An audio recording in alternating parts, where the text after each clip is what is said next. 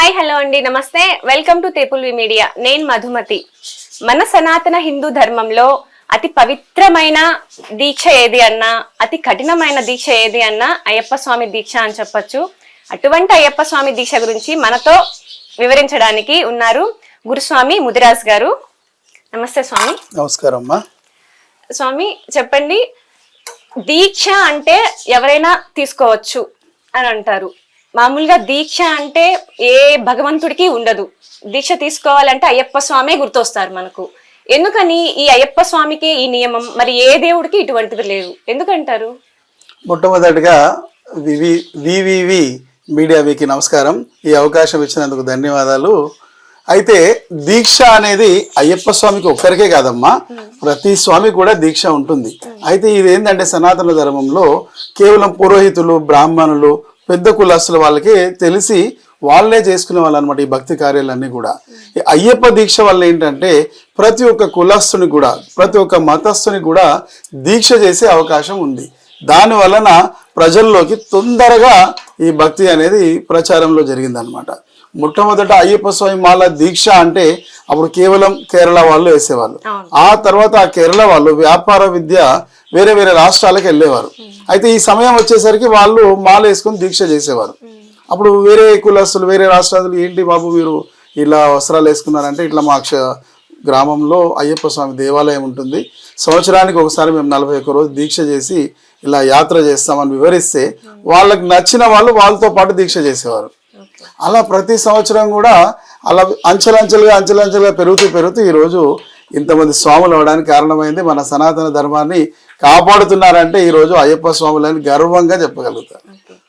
ఈ దీక్ష ఎవరైనా తీసుకోవచ్చా, లేకపోతే పర్టికులర్ గా వీళ్ళే తీసుకోవాలని ఉంటుందా? దీక్ష మగవారైతే ఎవరైనా తీసుకోవచ్చు. ఆడవాళ్ళకి ఒక నియమం ఉంది. వాళ్ళు రాజస్రాలు అయ్యే లోపు తీసుకోవచ్చు. తర్వాత మళ్ళీ వాళ్ళు ఋతుక్రమం బంద్ అయిన తర్వాత మళ్ళీ తీసుకోవచ్చు. అంటే 9 సంవత్సరాల పిల్లల వరకు తీసుకోవచ్చు. తర్వాత 60 సంవత్సరాల నుంచి మళ్ళీ మాల వేసుకొని దర్శనానికి రావచ్చు. మీరు ఇప్పుడు గురుస్వామి కదా? అవునమ్మా. ఈ గురుస్వామి అంటే ఎవరు అసలు? గురుస్వామి అంటే అయ్యప్ప స్వామి మాల వేసుకొని 41 రోజు దీక్ష చేసి ఇరుముడి కట్టుకొని శబరి యాత్ర చేసి వచ్చిన తర్వాత మరి ఇంకో స్వామిని తయారు చేసే అంత ఉపదేశకుడు అయితేనే గురుస్వామి అంటారు. అలా ఉపదేశించే శక్తి లేకుండా, ఏమీ తెలియకుండా 100 సార్లు పోయినా గురుస్వామి గారు. ఒకసారి పోయినా సంపూర్ణ జ్ఞానం తెలుసుకొని రెండో స్వామిని తయారు చేయగలిగిన వాళ్ళు ప్రతి ఒక్క స్వామి కూడా గురుస్వామి. అంటే అలా ఎన్నిసార్లు మాల వేస్తే గురుస్వామి అవుతారు స్వామి? మామూలుగా మొదటిసారి కన్యస్వామి, రెండోసారి కత్తి స్వామి, మూడోసారి గంట స్వామి, 4వసారి గదా స్వామి, 5వ సంవత్సరంలో గురుస్వామిగా పేరు ప్రఖ్యాతులు పొందుతారు. ఆ తర్వాత అంచెలంచెలుగా 18 పడులకు 18 స్వాముల పేర్లు ఉంటాయి. అలా 18 సంవత్సరాల తర్వాత సంపూర్ణ గురుస్వామి అయిన తర్వాత ఆయనకి మంత్రదండం ఇచ్చి గురూపదేశ మంత్రాన్ని ఉపదేశిస్తాం. అంటే ఇప్పుడు 5 సార్లు వేసిన తర్వాత గురుస్వామిగా దీక్ష ఇవ్వచ్చు. ఇరుముడి దించవచ్చు, ఇరుముడి కట్టొచ్చు, ఇరుముడి విప్పవచ్చు, దర్శనం చేయించవచ్చు. 18 సార్లు వేస్తే 18 సంవత్సరాలు వేస్తే పరిపూర్ణత పొందినట్టు అనమాట. అంటే ఈ 18 గుణాలను కూడా అనుగ్రహించి అవధానం చేసుకోవాల్సి వస్తుంది అనమాట. రామ, క్రోధ, మదమోహ, మత్సర్యాలని అన్నిటిని కూడా వాళ్ళు కంట్రోల్లోకి తెచ్చుకుంటే అప్పుడు 18వ సంవత్సరం గురుస్వామిగా పరిపూర్ణత పొందుతారు. స్వామి, ఈ అయ్యప్ప స్వామి దీక్షలో 18 అనే సంఖ్యకు ఎందుకు అంత విశిష్టత? 18 అనే సంఖ్యకు అయ్యప్ప దీక్షలో ఉన్న విశిష్టత ఏంటంటే, అయ్యప్ప స్వామి శబరిమలలో కొండపైకి ఎక్కి కూర్చునే సమయంలో శబరిమాత దర్శనమిస్తుంది. శబరిమాత అంటుంది, రామచంద్రమూర్తి నాకు ఒక అవతారంలో దర్శనం ఇచ్చారు, అప్పుడు నా జన్మ దండమైంది, నా కోరిక మేరకు ఇక్కడ పారే నది పంపా నది గంగా నదిగా మారింది మీ పాద స్పర్శ వలన. ఇప్పుడు నాకు ఏ మోక్షం ఇస్తారు అంటే, అప్పుడు అయ్యప్ప స్వామి ఆ శబరిమాతను ఒక శబరి పర్వతంగా తయారు చేసి ఆమె పైన 18 అడుగులు పెట్టి పైకి ఎక్కి కూర్చున్నాడు అనమాట. అప్పుడు ఆ 18 మెట్లు ఏర్పడ్డాయి. అయితే ఆ 18 మెట్లు కూడా 18 దేవతలని ఆహ్వానిస్తారు. పరశురాముడు విగ్రహ ప్రతిష్ఠ చేసేటప్పుడు ఆ 18 మెట్లకు 18 దేవతలని ఆహ్వానించి దాంట్లో ప్రతిష్టాపన చేస్తారన్నమాట. అందుకే ఆ 18 మెట్లు ఎక్కాలంటే 41 రోజు దీక్ష చేసి నిష్ఠగా నియమంగా ఉన్నవారే ఇరుముడితోనే ఆ 18 మెట్లు ఎక్కాలనేది మన అయ్యప్ప దీక్షలో ఒక నియమం. ఈ 18 సనాతన ధర్మంలో భగవద్గీతలో శ్లోకాలు 18, అధ్యాయాలు 18, ఇట్లా ఈ 18కి చాలా రహస్యం ఉంది మన సనాతన ధర్మంలో. 18 ఈక్వల్ టు 1 + 8 9 అనమాట. 9 2 18.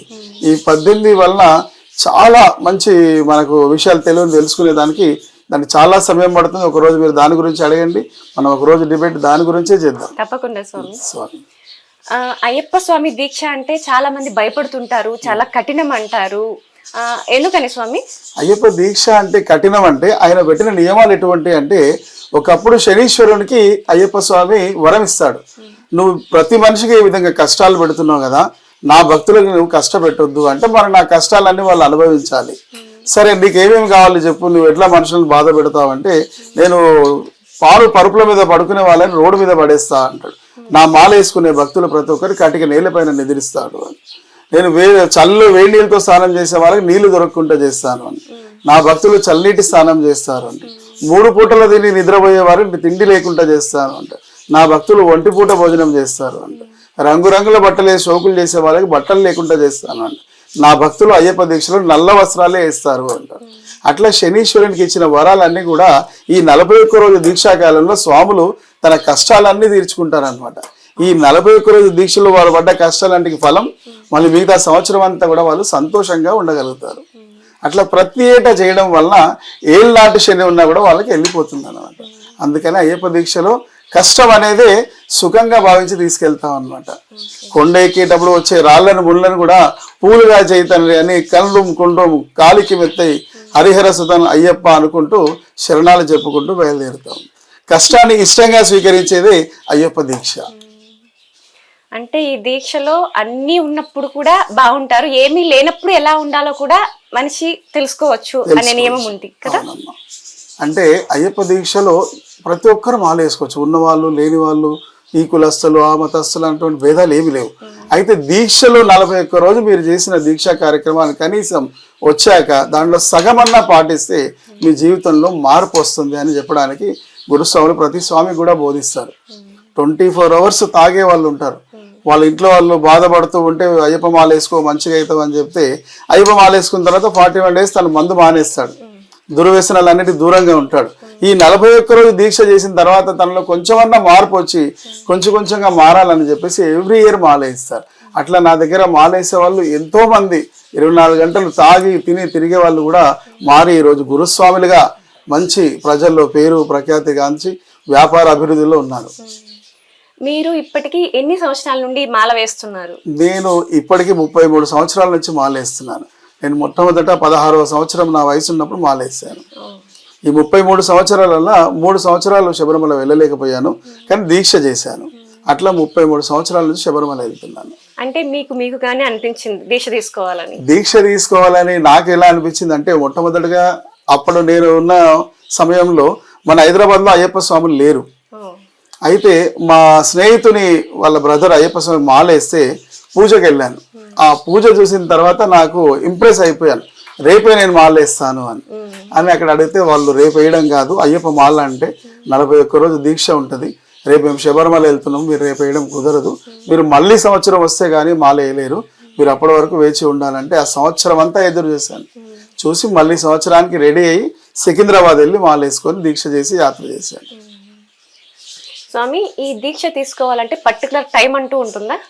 పర్టికులర్ టైం అంటే అమ్మ, కార్తీక మాసం అయ్యప్ప దీక్షకి శ్రేష్టమైంది. కార్తీక మాసంలో వేసుకునే వాళ్ళు నవంబర్ 16న మాల వేసుకుంటే డిసెంబర్ 27న మండల పూజా కార్యక్రమాన్ని శబరిమలలో అయ్యప్ప స్వామి మాల వేసుకొని 41 రోజు దీక్ష చేసి పడి పూజ చేస్తాడు. అది డిసెంబర్ 27న. ఈ సమయంలో వేసుకోవచ్చు. లేదా జ్యోతి దర్శనానికి వెళ్ళే వాళ్ళు నవంబర్ 25న వేసుకొని జనవరి 7-8 తారీఖున వెళ్ళి 14న అయ్యప్ప స్వామి దర్శనం చేసి జ్యోతి చూసి వస్తారు. ఈ 2 నెలలు ప్రత్యేకమైన సంవత్సరం మొత్తంలో.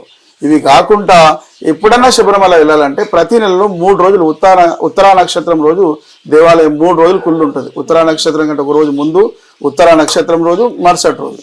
ఈ 3 రోజులకు ముందు 41 రోజు దీక్ష చేసుకొని కూడా యాత్ర చేయొచ్చు. సంవత్సరం మొత్తంలో ప్రతి నెల వెళ్ళొచ్చు. మీరు ఇందాక అన్నారు మండలం రోజు దీక్ష తీసుకోవాలని. కొంతమంది అలా కాకుండా వేస్తారు, అప్పటికప్పుడే మళ్ళీ చెల్లిచ్చేస్తారు అన్నట్టుంటుంది. కొంతమంది 10 రోజులు వేస్తారు. దీనికి ఫలితం ఉంటుందా? ఫలితం అంటే అమ్మ, యాక్చువల్ గా అయ్యప్ప దీక్షలో నేను 18 నియమాలు అని చెప్పాను కదా, అట్లనే 18 మంది స్వాములు ఉంటారు.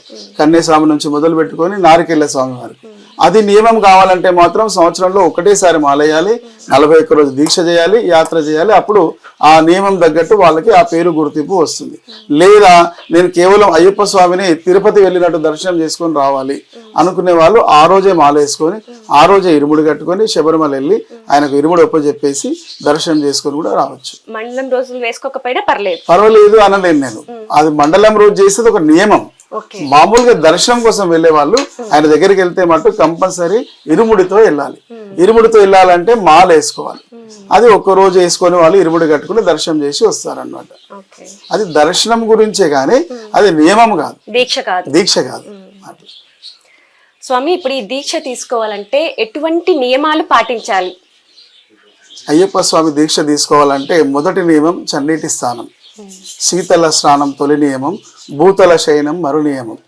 ఒక పూట భోజనం చేయాలి, పాదరక్షకం లేకుండా 41 రోజు దీక్ష చేయాలి.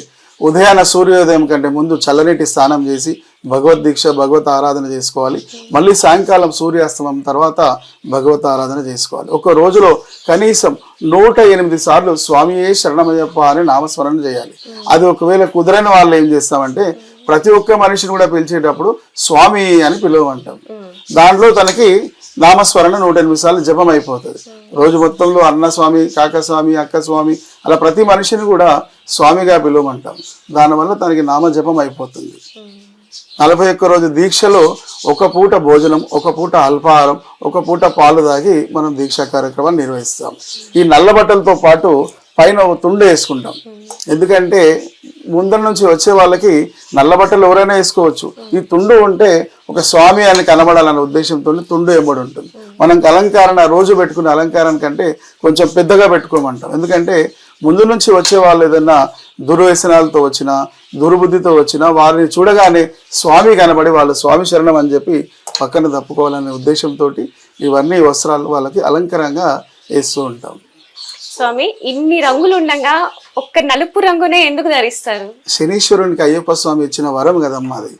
నా భక్తులు కష్టకాలంలో వాళ్ళ అయ్యప్ప దీక్షలో వాళ్ళ సంవత్సరం అంతా పడే కష్టం అంతా కూడా ఈ మండల కాలంలో పడతారు. వాళ్ళకి సుఖంగా ఉండేలా మీరు దీవించాలని శనీశ్వరునికి ఇచ్చిన వరం ఆ నల్ల వస్త్రం అన్నమాట. అయితే నల్ల వస్త్రాలు మీరు ఎర్రది ఎందుకు వేసుకున్నారని అడగొచ్చు. నల్ల వస్త్రం అనేది అంటే అజ్ఞానిగా మాల వేసుకున్న తర్వాత నియమాల ద్వారా తెలుసుకునే ద్వారా తను గురువుగా మారుతాడు, జ్ఞానిగా మారుతాడు. జ్ఞానికి శిర్వచనం కాషాయం. గురువు అంటేనే మీకు చీకటిని తొలగించేవాడు. గు అంటే చీకటి, రు అంటే తొలగించేవాడు. అయ్యప్ప దీక్షలో గురువుకు ప్రాధాన్యత ఎక్కువగా ఇస్తాం. తను 41 రోజు మండల కాలంలో మన అయ్యప్ప దీక్ష గురించే కాకుండా జీవిత సత్యాలన్నీ బోధిస్తాం. దీనివల్ల తన జీవితంలో ఎంతో మార్పు వచ్చి దినదినాభివృద్ధి చెందుతారు. ఒకప్పుడు నేను మాలేసుకున్నప్పుడు చాలా బీదవాడిని. మాల వేసుకొని దీక్ష చేయాలి, యాత్ర చేయాలంటే కూడా నా దగ్గర శక్తి లేదు. మాల వేసుకోవడానికి సంవత్సరం కష్టపడి జమ చేసుకున్న డబ్బులతోటి మాల వేసుకొని నేను దీక్ష యాత్ర చేశాను. ఈ రోజు 100 మందిని తీసుకెళ్లగల శక్తి ఇచ్చాడు భగవంతుడు. అంటే ఈ మాల స్వీకరించడం వల్లే ఇంత మంచి జరిగిందంటారా? తప్పకుండా అయ్యప్ప మాల వేసిన వారందరికీ మంచి జరుగుతుంది. అది దానికి ఫర్ ఎగ్జాంపుల్ ఏంటంటే మీ తాతలు సంపాదించిన ఆస్తి ఉంటే మీరు వద్దన్నా కూడా కొట్లాడి తెచ్చుకుంటారు, నా ఆస్తిలో ఇంత భాగం రావాలి అని. అట్లనే మీ తాతలు సంపాదించిన పాప పుణ్యాలు కూడా ఉంటాయి. మరి అవి మీరు వద్దన్నా మీకు భగవంతుడు పంచుతాడు కదా. వాటిని కడుక్కోవాలంటే ఇటువంటి పవిత్రమైన అయ్యప్ప మాల దీక్ష చేస్తే అవి కడుగుతూ ఈ పుణ్యం అనే ఖాతా జమ అవుతుంది అన్నమాట. స్వామి, ఇప్పుడు సాఫ్ట్వేర్ ఎంప్లాయీస్ ఉంటారు, వాళ్ళు మాల వేయాలి అనుకొని వేస్తారు. డ్రెస్ అయితే మీరు అన్నట్టు షర్టు, పంచ్, ఇట్లా టవల్ వేసుకొని వెళ్ళాలి. అది ఆఫీస్ లో అలో చేయరు. నార్మల్ ప్యాంట్ షర్ట్ వేసుకొని ఇలా టవల్ వేసుకొని వెళ్ళొచ్చమ్మా. మీరు ఏ వృత్తి వాళ్ళైనా కూడా సాఫ్ట్వేర్ ఉద్యోగులు కానీ, పోలీస్ వృత్తులు కానీ, మిలిటరీ వాళ్ళు కానీ, మరి ట్రాఫిక్ పోలీస్ వాళ్ళు కానీ వాళ్ళ యూనిఫామ్ వేసుకొని కూడా ఒక కండువ నడుము కట్టుకోవడం కానీ, మెడలో వేసుకోవడం కానీ, అది కుదరకపోతే దాన్ని మడత పెట్టి జోబులో పెట్టుకొని కూడా వెళ్ళొచ్చు. క్యారీ చేయాలి.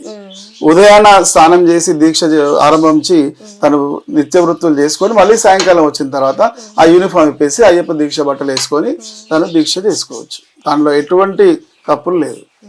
వృత్తి ధర్మానికి తప్పు లేదు. మాంసం కోసేవాళ్ళు ఉంటారు.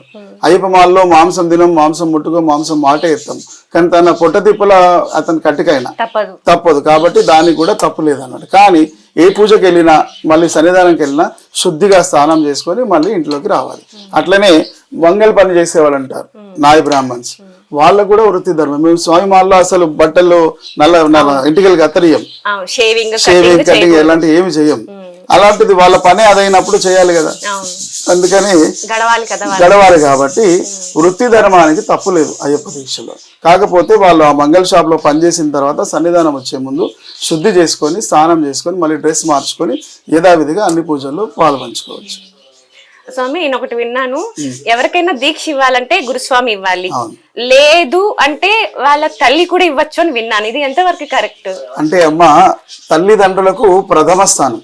అంటే తండ్రి తల్లి అనేవాళ్ళు ప్రతి మనిషి కూడా మొదటి గురువులు. అయితే గురువు అనేవాళ్ళు మూడో స్థానం.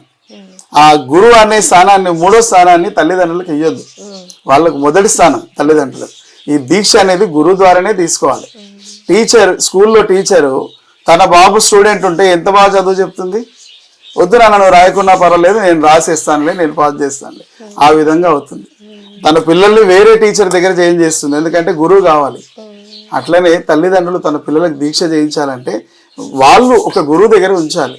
ఆ గురువు దగ్గర అయితేనే వాళ్ళు నిష్టగా నియమంగా దీక్షాయాత్ర చేయగలుగుతారు. ఇప్పుడు దీక్ష తీసుకున్న వాళ్ళు ఇంట్లో పీఠాన్ని ఏర్పరచుకోవాలి అని అంటారు కదా స్వామి, ఎలా అది? అంటే అమ్మ, మామూలుగా మనం ఉన్న ఇప్పుడున్న పరిస్థితులను బట్టి ఎవరింట్లో వాళ్ళు సన్నిధానం పెట్టుకుంటున్నారు. ఒకప్పుడు ఏంటంటే గుళ్ళల్లో, ఊరు అవతల గుళ్ళల్లో, కొండపైన ఉండేవారు. అప్పుడు వారికి ఇంత బిజీ సమయం కాదు కదమ్మా. నేను 40 రోజులు మాల వేసుకుంటున్నా అంటే అందరు వదిలేశారు, 40 రోజులు స్వామి మాల వేసుకున్నాడు అని.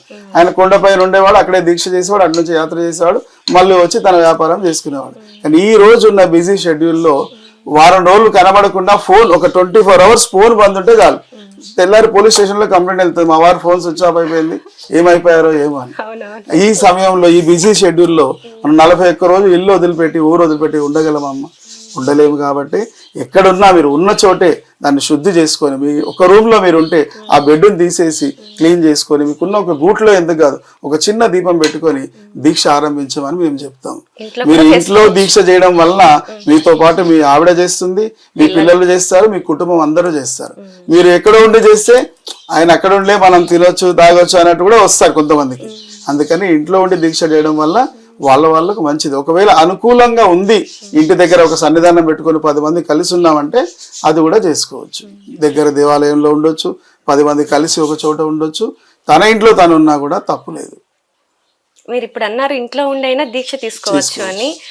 ఇంట్లో మాతలు కూడా ఉంటారు, వాళ్ళకి ఒక సౌకర్యం వస్తుంది ప్రతి నెల. అలా ఉన్నప్పుడు ఎలా జాగ్రత్త తీసుకోవాలి? అలాంటి సమయం వచ్చినప్పుడు నెలలో ఒక వారం రోజులు తన తల్లిగారింటికి వెళ్తుంది, లేదా తన బంధువులు ఆ ప్రదేశంలో ఉండకూడదు. అదే ఒకవేళ వాళ్ళ 3 bedroom ఫ్లాట్ ఉందనుకోండి, ఒక బెడ్రూమ్ లాగా ఉంటుంది, మిగతా బెడ్రూమ్ లో ఈయన పూజలు చేసుకుంటూ ఉండొచ్చు. ఒకరికొకరు ముఖం కనబడకుండా చాలు. ఎందుకంటే ఇప్పుడు నేను స్వామి, ఇప్పుడు ఊర్లో వాళ్ళందరూ స్వామి కాదు, నేను బస్సులో ప్రయాణం చేయాలి, అక్కడ బయట అమ్మాయిలు కూడా బస్సు ఎక్కుతారు కదా, మరి నేను బస్సులో నేను ఎక్కినప్పుడు మీరు ఎవరు ఎక్కువద్దు అంటే కుదరదు కదా.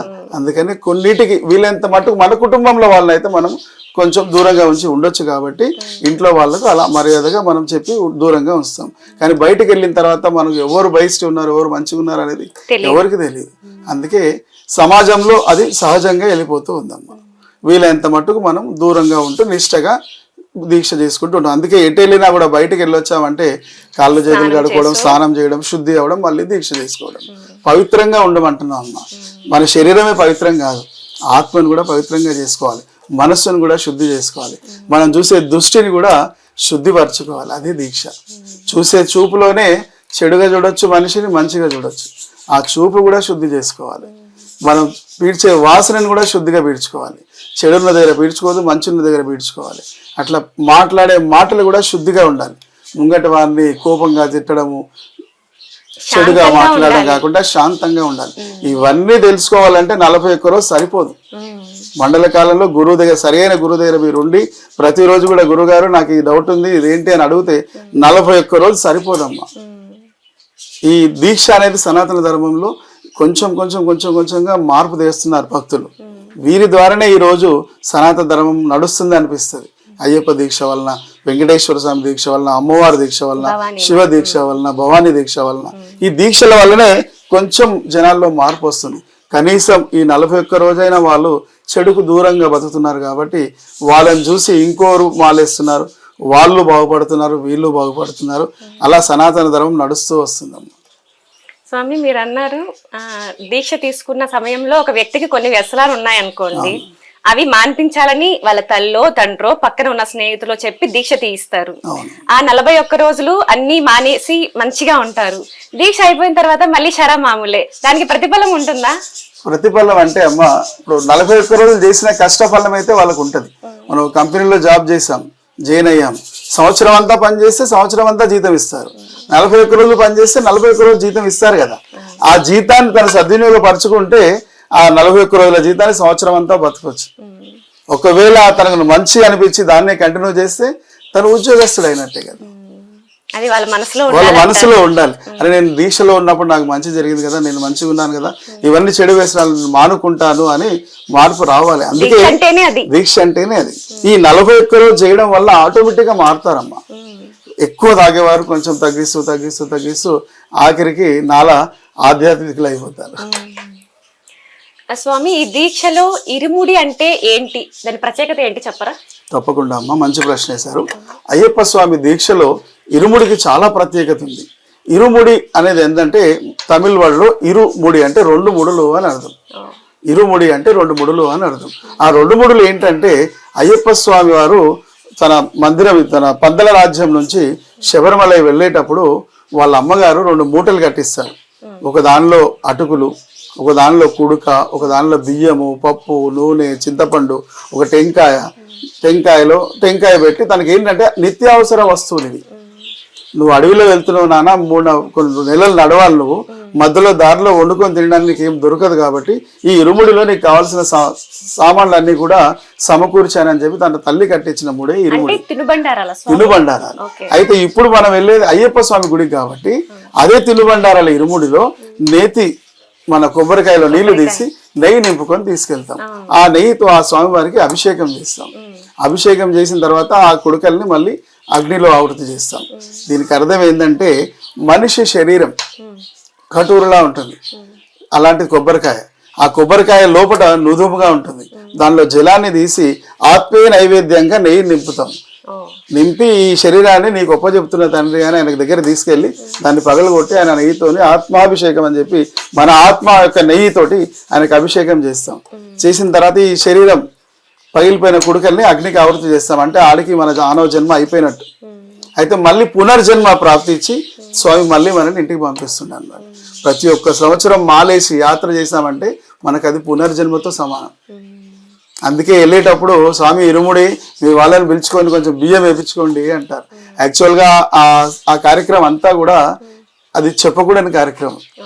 ఇరుముడి అంతిమ సమయంలో ఎట్లా ఏ విధంగా అందరిని బంధుమిత్రులను కలుపుతారో అట్లా స్వామి చేతిలో ఒడి పట్టించి అందరితో బియ్యం వేయిస్తారు.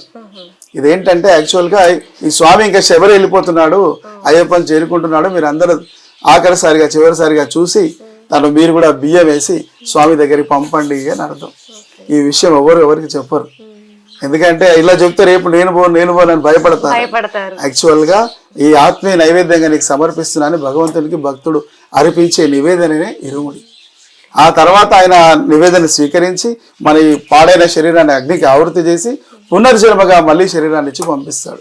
అది పునర్జన్మతో సమానం. అంటే ఒక్కసారి మాలేసి దీక్ష చేసి యాత్ర చేసి వచ్చిన తర్వాత తను ఏమేం తప్పులు ఇంతకుముందు చేశానో ఆ తప్పులు మళ్ళీ జీవితంలో చేయను అనే మార్పు తనలో రావాలి.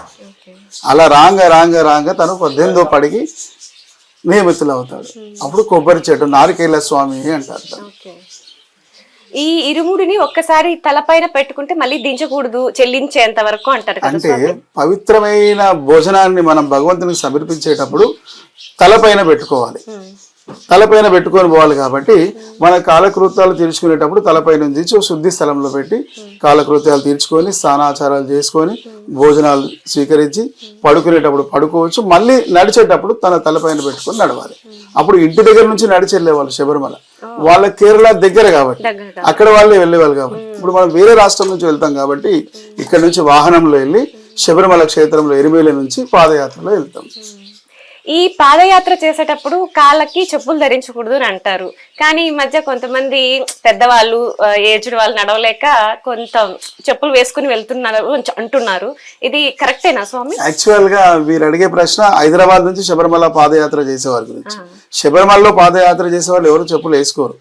అక్కడ పెద్ద పాదం చిన్న పాదం అని ఉంటుంది, అక్కడ నడిచే వెళ్తారు.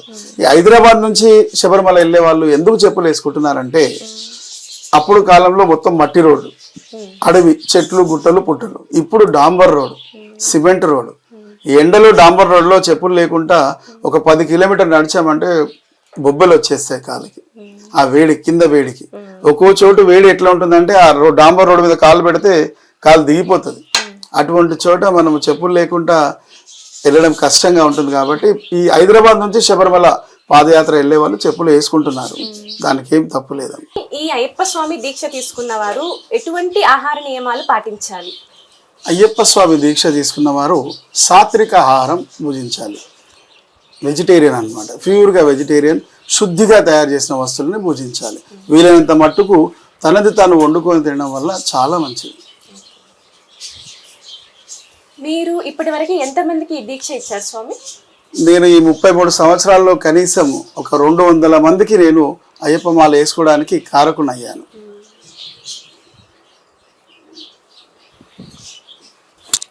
మీరు ప్రతి నెల రాష్ట్రంతో సంబంధం లేకుండా ఒక్కొక్క నెల ఒక్కొక్క పుణ్యక్షేత్రాన్ని సందర్శిస్తున్నాను అని విన్నాను నేను. ఇది ఎంతవరకు కరెక్ట్ స్వామి? ఇప్పటి వరకు మీరు ఏ ఏ రాష్ట్రాల్లో ఎటువంటి పుణ్యక్షేత్రాలు దర్శించారు? మా గురువు గారు ముదుగొండ కనకాచలం గురువు గారు అని మా అయ్యప్ప మాలలో నా గురువు గారు. ఆయన నాకేం బోధించారంటే ప్రతి మనిషి కూడా, హిందూ ధర్మంలో పుట్టిన ప్రతి ఒక్క సనాతన వ్యక్తి కూడా 12 జ్యోతిర్లింగాలు, 18 శక్తిపీఠాలు, 12 నదులని దర్శించాలి. ఇది జీవితకాలం మొత్తంలో చేసినా చాలా అన్నమాట. అది మా గురువుగారు చెప్పిన మార్గంలో నడుస్తూ నేను 12 జ్యోతిర్లింగాలు, 12 నదులు, 18 శక్తిపీఠాలు దర్శించే ప్రయత్నంలో ఉన్నాను. అట్లా ప్రతి నెల ఒక దేవాలయానికి వెళ్తాను. అది ఒక 30 కిలోమీటర్ల దూరం కానీ, 300 కిలోమీటర్లు కానీ, 3000 కిలోమీటర్లు కానీ, అలా ప్రతి నెల ఒక దేవాలయానికి వెళ్ళి అక్కడ దర్శించి ఆ తీర్థ ప్రసాదాలు నా స్నేహితులకు, తోటి వాళ్ళకి పంచుతూ అక్కడ ఉన్నటువంటి ప్రత్యేకత, భక్తి ప్రచారాన్ని నలుగురికి పంచుతూ ఉంటాను. అలా దర్శించిన పుణ్యక్షేత్రాలు మీకు బాగా నచ్చిన పుణ్యక్షేత్రాలు ఏంటి? అలా దర్శించిన పుణ్యక్షేత్రాల్లో అన్ని మంచివి అమ్మ. ఒకటి బాగుంది, ఒకటి బాగాలేదు. మనకి ఒక తెలియని ఇది అనిపిస్తుంది కదా స్వామి, అలా అడిగాను అన్నమాట. అంటే నేను వెళ్ళిన చోట్లలో ఏంటంటే ఒక్కొక్క చోట ఒక్కొక్క ప్రత్యేకత, ఒక్కొక్క చోట భగవంతుడు ఏ రకంగా వెలిశాడు. ఆయన ఇప్పుడు చూడండి, మనం హిమాలయాల్లో చార్ధామ్ యాత్ర అని వెళ్తాం. చార్ధామ్ యాత్రలో టోటల్ -3, -4 డిగ్రీ చలిలో కూడా అక్కడ భక్తులు దర్శనానికి వస్తూ ఉంటారు. అంతటి చలిలో కూడా ఆ గుళ్ళ దగ్గర, ప్రతి గుడి దగ్గర ఒక గరం కుండ అని ఉంటుంది. అంటే పైనుంచి మంచు పడుతుంటే కూడా గంగోత్రి దగ్గర, యమునోత్రి దగ్గర, కేదార్నాథ్లో, బద్రీనాథ్లో ఒక గుండం ఉంటుంది. ఆ గుండంలో వేడి నీళ్లు ఉంటాయి. చుట్టూ చలి, కానీ ఆ గుండంలో మాత్రం వేడి నీళ్లు ఉంటాయి. అటువంటి పవిత్రతని చూడాలంటే ఇటువంటి క్షేత్రానికి వెళ్ళాలి. అట్లా మీరు కైలాస పర్వతం వెళ్ళారనుకోండి, పర్వతం పైనుంచి మామూలుగా ఐసు పర్వతం పైనుంచి వచ్చేది అంతా కూడా ఐస్ కానీ నీళ్లు కానీ వస్తాయి. కానీ ఇక్కడ కైలాస పర్వతం నుంచి విభూతి రాలుతుంది. అంతటి పవిత్ర స్థలాలు ఉన్నాయి మన భారతదేశంలో. ఒకానొక కొండ, సుబ్రహ్మణ్య స్వామి కొండ ఉంటుంది తమిళనాడులో. కొండపైకి ఎక్కాలంటే 350 మెట్లు ఎక్కాలి. పైకి వెళ్ళిన తర్వాత ఒక చిన్న గుండం ఉంటుంది. ఆ గుండంలో ఒక పెద్ద బకెట్ పట్టే నీళ్లు ఉంటాయి. దాన్ని చిన్న బకెట్తో తీస్తూ ఉంటారు. వచ్చిన వాళ్ళందరినీ కూడా స్నానం చేపిస్తారు. అలా కింద నుంచి పైదాకా లైన్ ఉంటుంది, కానీ ఆ నీళ్ళు అయిపోవు. ఈ స్నానం చేసే వాళ్ళు చేస్తూనే ఉంటారు, మాత్రం అందులో మాత్రం ఉన్న నీళ్ళు అన్నీ ఉంటాయి. అటువంటి స్థలాలు. అట్లనే బిదర్ నరసింహస్వామి, జల నరసింహస్వామి అంటారు. అక్కడ జలంలో నరసింహస్వామి ఉంటాడు. ఆయన పాదాల నుంచి జలం వస్తూ ఉంటుంది. ప్రతి ఒక్కరు ఆ నీళ్ళల్లో కనీసం ఒక 1/2 కిలోమీటర్ నడిచెళ్ళాలి. చిన్నవాళ్ళు కానీ, పెద్దవాళ్ళు కానీ ప్రతి ఒక్కరు దాంట్లో దిగినప్పుడు వాళ్ళకు భుజాల మట్టుకే నీళ్ళు వస్తాయి. అటువంటి పవిత్ర స్థలం. అట్లా ఎన్నో క్షేత్రాలమ్మ, ఒకటి కాదు చెప్పడానికి. అట్లనే తిరుపతిలో గుడిమల్లం అని ఉంటుంది. గుడిమల్లం, తిరుపతి కదా. గుడిమల్లంలో ఉన్నటువంటి శివలింగం పురుషలింగాకారంలో ఉంటుంది. చాలా పవిత్రమైన దేవాలయం. పరశురామ క్షేత్రంలో కట్టినటువంటి దేవాలయాలు, అట్లాగే పంచపాండవులు కట్టినటువంటి దేవాలయాలు, మన కృష్ణదేవరాయలు కట్టిన దేవాలయాలు చాలా ఉన్నాయమ్మా. ఎన్ని చూసినా తక్కువే మన భారతదేశంలో. అందుకే భారత భూమిని పవిత్ర భూమి అంటారు. వేరే మతస్థులు అందరూ కూడా ఇక్కడ పుట్టిన వాళ్ళందరూ కూడా పుణ్యాత్ములనే అంటారు. సనాతన ధర్మంలో పాటించే వాళ్ళు ఎంతమంది భారత ఖండంలో పుట్టారో ప్రతి మతస్థులు పుణ్యాత్ములుగా భావిస్తారు. ఇక్కడ ప్రతి రాయిలో శివుడు ఉన్నాడు. భరతఖండంలో పుట్టే ప్రతి రాయిలో శివుడు ఉన్నాడు. భరతఖండం అనేది ఒక పుణ్యస్థలం అనమాట. దేవీ దేవతలు 3 దేవతలందరూ కూడా ఈ భరత భూమిలో పుట్టిన వాళ్ళే. ఇప్పుడు పరాయి మతస్థులు వేరే దేశాలలో ఉన్న వాళ్ళు కూడా భారతదేశం మట్టికి కూడా వాళ్ళు గౌరవిస్తారు. ప్రత్యేకమైన అభిమానం. ఎందుకంటే వెళ్తూ శనగలు వేసుకుంటూ వెళ్ళిపోండి, శనగ చెట్టు మొలుస్తుంది మన దగ్గర. అటువంటి పవిత్రం మన భూమిలో ఉందన్నమాట. అందుకే భారతదేశంలో పుట్టిన మీరందరూ కూడా పుణ్యాత్ములే. పూర్వజన్మ సుకృతం ఉంటే గానీ భారతదేశంలో అసలు జన్మ రాదు. స్వామి, ఇలా మీరు ప్రతి నెల వెళ్ళేటప్పుడు మీరు ఒక్కరే వెళ్తారా, ఎవరినైనా ట్రూప్ గా తీసుకెళ్తారా? యాక్చువల్ గా నేను వెళ్ళేటప్పుడు నా దగ్గరున్న స్నేహితులకి, బంధుమిత్రులకి అందరికీ తెలియపరుస్తాను, నేను పలానా టూర్ వెళ్తున్నాను, వచ్చేవాళ్ళు రావచ్చు అని. వాళ్ళకు వీళ్ళు కుదిరిన వాళ్ళు నాతో వస్తారు. ప్రతిసారి నాతో పాటు 5 నుంచి 10 మంది వస్తారు. వారికి నేను చూడనివన్నీ కూడా చూపించుకుంటూ వస్తాను. కొన్ని వాళ్ళు చూసినవి నాకు చూపిస్తారు, వాళ్ళు చూడనివి నేను చూపిస్తాను. స్వామి, ఈ దీక్షలో చివరిగా ఒక క్వశ్చన్. ఇప్పుడు ఒకరు దీక్ష తీసుకున్నారు, దాన్ని చెల్లించే టైం వచ్చింది, వాళ్ళు శబరి వెళ్ళాలి అనుకున్నారు కానీ కుదరలేదు. ఆర్థికంగా కావచ్చు, ఆరోగ్యపరంగా కావచ్చు, ఏదైనా కావచ్చు. శబరికే వెళ్ళి చెల్లించాలా, వాళ్ళ పరిసర ప్రాంతాల్లో ఉన్న గుళ్ళల్లో కూడా చెల్లించవచ్చా?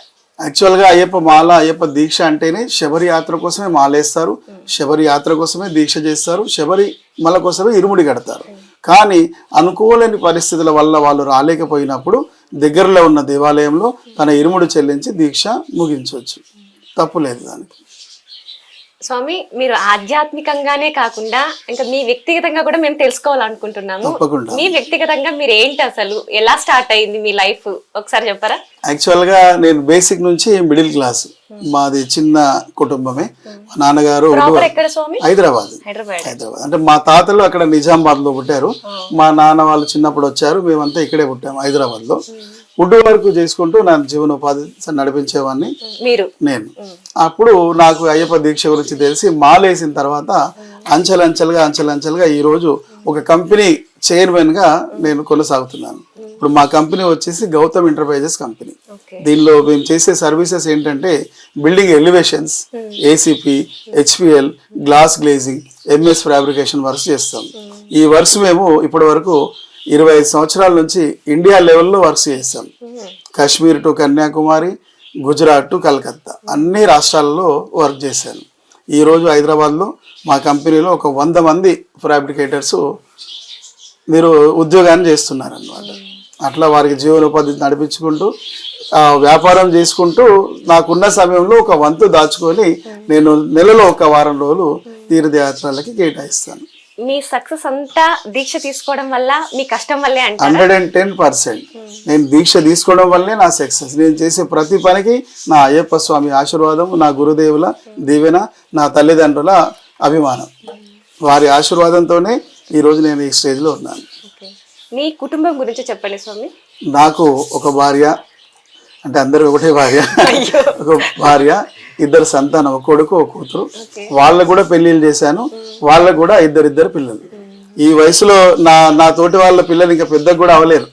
నా పిల్లలు పెద్దగా అయిపోయారు, వాళ్ళ పెళ్లిళ్ళు చేశాను, వాళ్ళకు కూడా పిల్లలు. అంటే ఇదంతా కూడా నాకు భగవత్ ఆశీర్వాద ఫలం. ప్రతి సంవత్సరం అయ్యప్ప మాల వేస్తాను. నాకు ఏ సంవత్సరం కూడా అయ్యప్ప దీక్షకు నా కుటుంబ సభ్యుల వలన ఎటువంటి ఆటంకాలు లేవు. ఇన్ని సంవత్సరాల నా దీక్షకి నాకు సహకరించింది మొట్టమొదట మా అమ్మ, తర్వాత మా భార్య. ప్రతి సంవత్సరం మాలేసి దీక్ష చేయాలంటే ఇంట్లో ఉన్న వాళ్ళ కోఆపరేషన్ ఉండాలి. నేను దీక్షలో ఉంటే నాకంటే ఎక్కువ పని వాళ్ళకే, నాకంటే ఎక్కువ భక్తి వాళ్ళే చేస్తారు. అట్లా నా దీక్షకు, ఇన్ని సంవత్సరాల దీక్షకు సపోర్ట్ గా నా మిస్సెస్ కూడా భాగస్వామురాలు.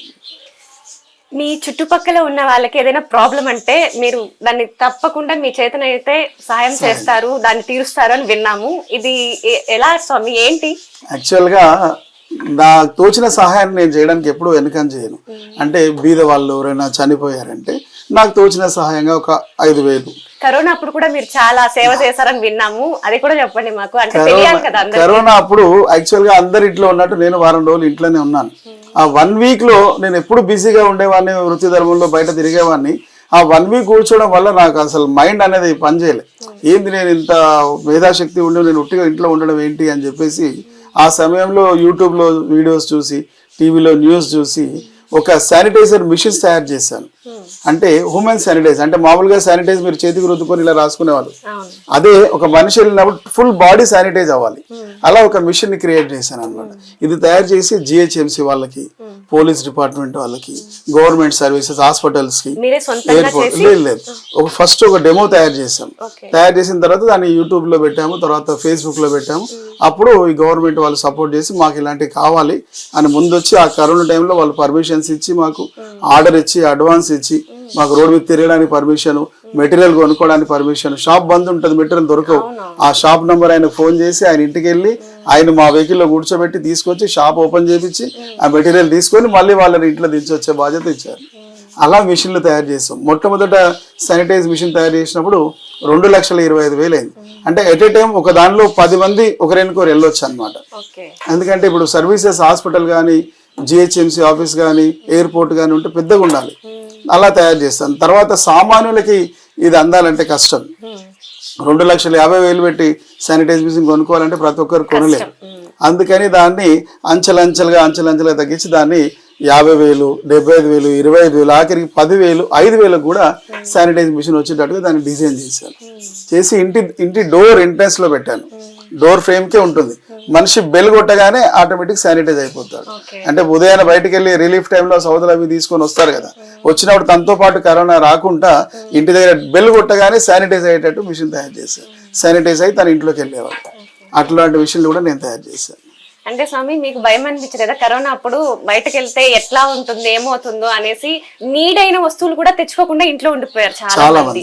కానీ మీరు బయటకు వెళ్ళి ఆ మిషనరీ కోసం తెచ్చుకోవాల్సిన థింగ్స్ అన్ని తెచ్చుకున్నారు. మీకు భయం అనిపించలేదా? అనిపించిందమ్మా. ఒకనొక సమయంలో నేను భయపడ్డాను. ఇంతమంది భయపడి ఇంట్లో ఉంటే నేను వెళ్ళి ఎందుకు సేవ చేయాలని అనుకున్నాను. కానీ నేను ఒక్కడే చనిపోయినా ఒక 100 మందిని బతికించిన వాడిని అవుతాను అన్న ఉద్దేశంతో నేను మొదలు పెట్టాను. గ్రేట్ స్వామి. స్వామి, ఆధ్యాత్మికంగానే కాకుండా సమాజానికి తన చేతనైన సాయం ఒక మనిషి ఎలా చేయాలో కూడా చాలా చక్కగా వివరించారు. చాలా థ్యాంక్ యూ సో మచ్ స్వామి. నెక్స్ట్ వీడియోలో నిత్య పూజా విధానాన్ని ఏ విధంగా చేయాలో మనకి స్వామివారు ఎక్స్ప్లెయిన్ చేస్తారు.